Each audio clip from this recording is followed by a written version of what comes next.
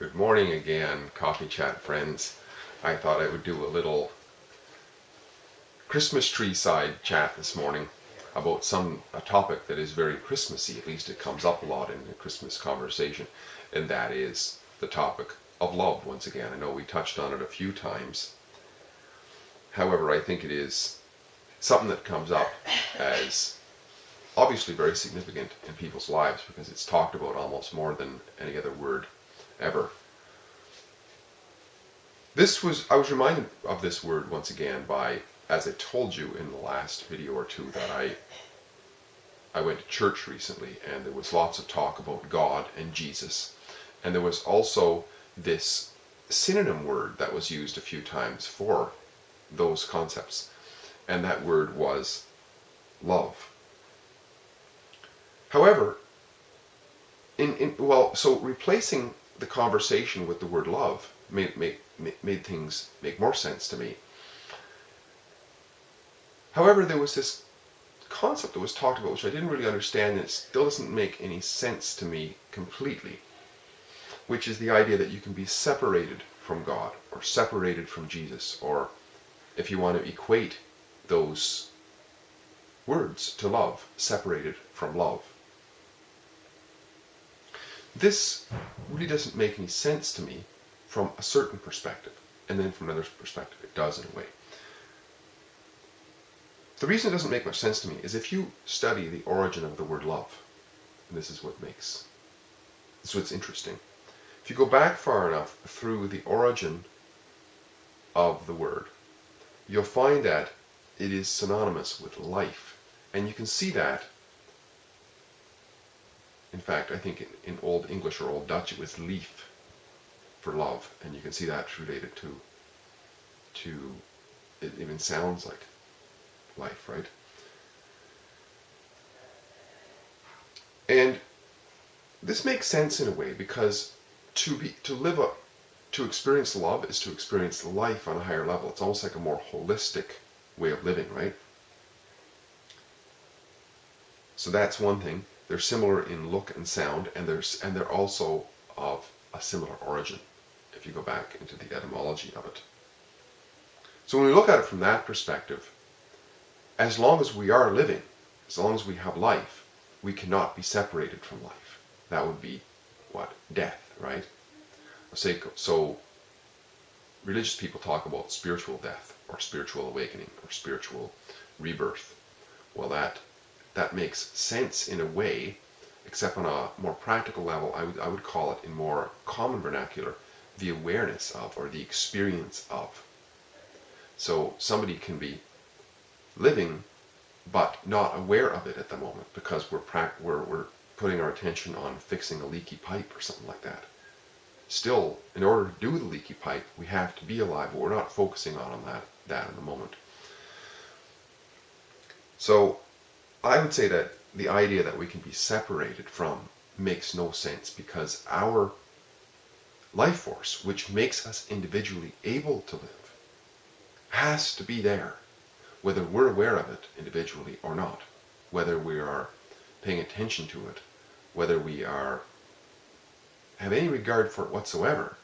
It doesn't matter. It just matters. They go hand in hand. We either exist individually or we don't, based on this life. It's not about us being alive and separated from life. That makes no sense whatsoever. So if you keep translating those words into love, it's impossible for us to be alive individually and not have love. If love is that connective force of living.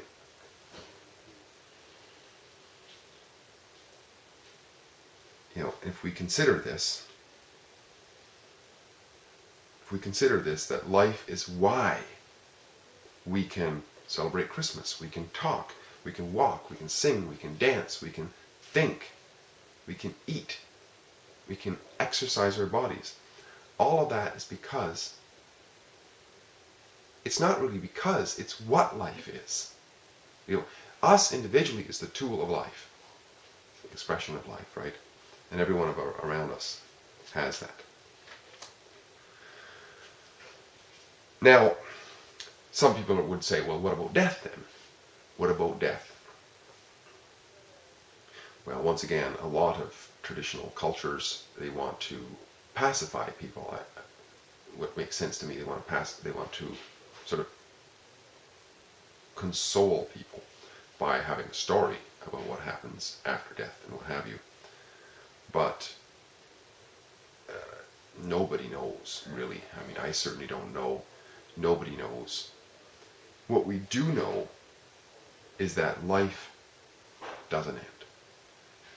We individually die. In other words, the physical body, the tools of life,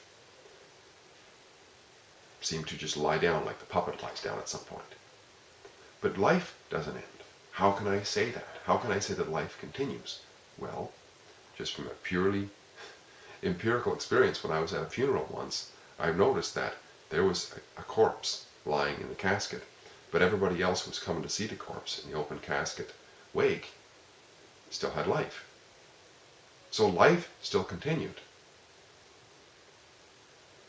It didn't appear to be in that corpse anymore, but everybody else had it. So life, when I say life, I'm not specifying somebody in particular's life. Life in general continues on. Is it everlasting? I don't know. It appears to be. As far as we're concerned, it is. So it is. It's these conversations that I think sort of help to solidify give a little bit of clarity to what's going on and how we see things. And also, in terms of a very practical standpoint, it will give us a sense of purpose, because what it is that we're doing affects our health, our whole connection. Health is like, the origin of the word health means wholeness or connectedness. And what we do over here in our lives affects everything else, because it's all connected in together. So, thinking in terms of love and in terms of life, we realize how precious it is. How precious it is. Because in this incarnation, in this physical body, that is what is transient, is what is temporary. However, it's the way we experience that the body and so on is like the tentacles, the organ, the end operator, the hammer, if you will, of the life force. So long as we individually live here, we can experience life. Experience life. We are connected with life. We are life.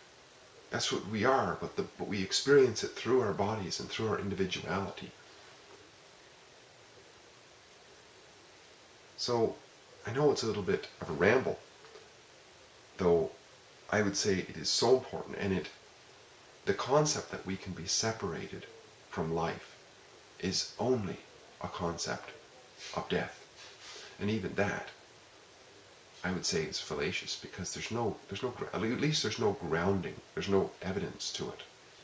Because when we so-called die, other people are still living. So that, whatever it was that was sustaining us, that life, still exists in others. So, just a thought anyway. But anyways, what does it matter? We're here now. If we're going to live, we've got to live the moment. We're going to live the best we can today. The best we can today. And the best we can today doesn't have to regard death. I mean, does it? More on that later, so on, I guess. Anyways, I just wanted to share this today and let you see our Christmas tree. First one in a new location. It's been great talking to you about love, about life, about connection, about the preciousness of it all. Hope to talk to you again soon. My name is Steve.